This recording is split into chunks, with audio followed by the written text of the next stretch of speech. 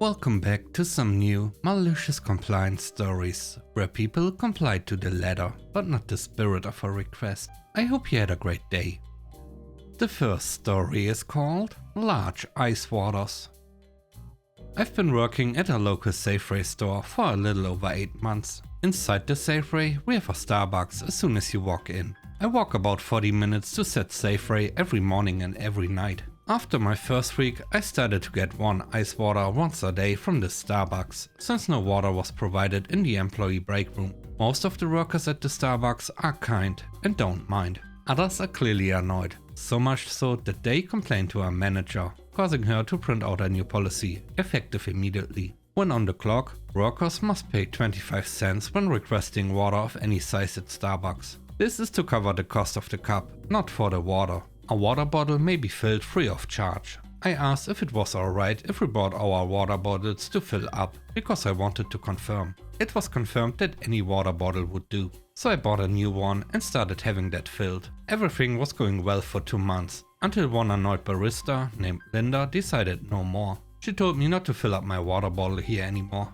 I was confused and asked what's the problem. She said that everyone here is annoyed with having to fill up my water every day and that I never buy anything. I was stunned and said, alright then, sorry to bother and have a nice day. Now, every time before I clock in, I ask for 3 large ice waters. I don't care if they have a line or not. They can't refuse me, they can't charge me because I'm off the clock and I'm a customer who is rather thirsty. I do this 3 times a day and share the waters with some of my fellow co-workers. It's been months now and they've asked me to stop, but I won't. I made sure previously to wait until the line wasn't busy. That I did it once a day. That I asked how your day was. I just wanted some water, Linda, while I'm sweating. I'm sorry if I disturbed your samples of drinks you have numerous times a day. The next story is called Coffee Order. I work at Starbucks and we have this lady who comes in every single day and orders 2 shaken espressos, not shaken. Shaken espressos are literally ice shaken with espresso, and the entire drink is ice and espresso with a bit of milk on top. When you shake it, the espresso foams up and takes up a lot more space. What she wants is for me to put the shots on the bottom and then dump all the milk in and add some ice to the top, which is a latte. So instead I put the shots in, packed that thing so full of ice that she couldn't fit a straw in if she tried, and dumped the right amount of milk on top. She always glares at me when I hand her the drink, but at this point I couldn't care less. The third story is called Mandatory Office Days.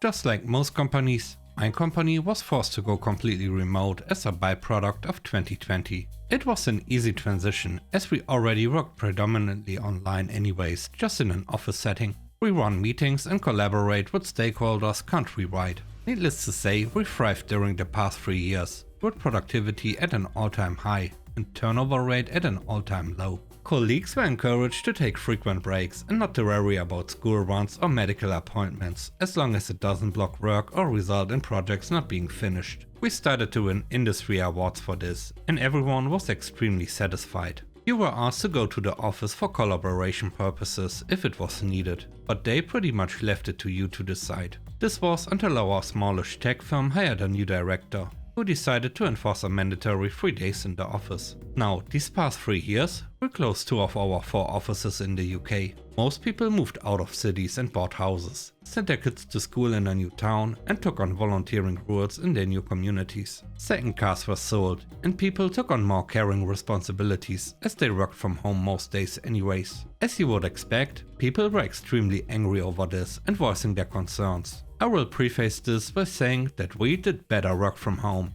and they admitted to it. There was no business reason to do this. This decision resulted in competitors moving in and taking away key players. We lost our apprentices as they were located across the UK. People started to quit left and right. As things got quieter, people decided to maliciously comply. Our remaining offices got overwhelmed with traffic. People could not find a desk to work, so meetings got delayed. People refused to work over their contracted hours or take on extra responsibilities. Our productivity plummeted, and as a result, we had to hire expensive consultants to help. Internal satisfaction surveys were so bad that they refused to publish the results. This happened in January. I just handed in my notice after 27 years and will be joining our competitor in 2 weeks. I thought I will retire from here. Needless to say, an emergency meeting was called between the senior leadership and they tried to fix things. But the damage is so bad that they had to hire an external company to save them from bankruptcy.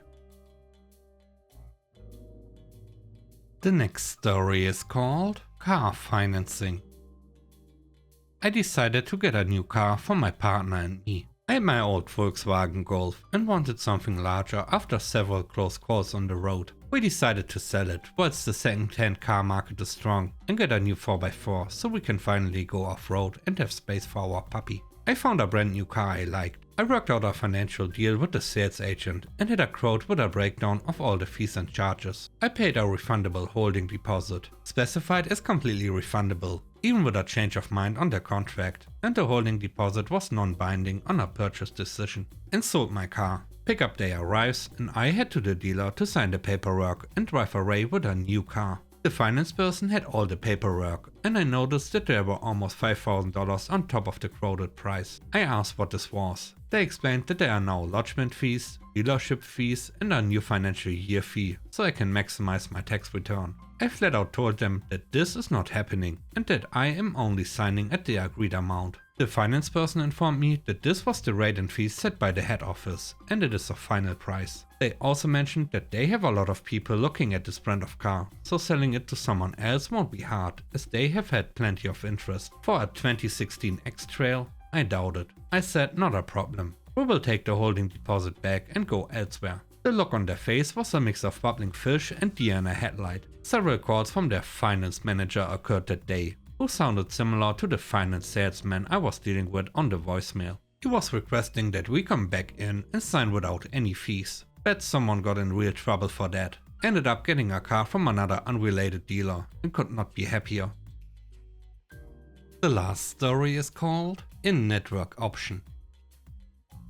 I had an emergency a few months ago and recently received a large bill for being taken to the hospital in an ambulance. Apparently, the ambulance company, while owned by the in-network hospital, was out of network, so the bill was on me. Wanting to avoid the situation in the future, I called my health insurance company to ask what ambulance companies were in the network. That's when I learned that absolutely no ambulances for a 150-mile radius are in the network, except for 3 helicopter ambulance companies. I live in a fairly rural area, where many folks are hours away from the nearest hospital, and farm accidents are common, so it makes sense that we have helicopter ambulances. But I live in town, and a ground ambulance is by far the cheapest and easiest thing for everyone, but it's not in the network. The insurance representative said that the reason the ambulance wasn't covered was to encourage members to use in-network services. So I said, the in-network option is a helicopter, and I live 3 miles by road from the hospital. Are you sure you want me to use the in-network option? There was a long pause, and she said she had to check with her supervisor. A week later, I got a letter from my insurance company saying that my bill was paid in full. Looks like they did not want that in-network option after all. Thanks for watching the video. I hope you enjoyed it. If you did, please don't forget to leave a like, comment and subscribe. And if you have time, watch another one of my videos. And now, I hope you have a great day. Stay safe. Bye bye.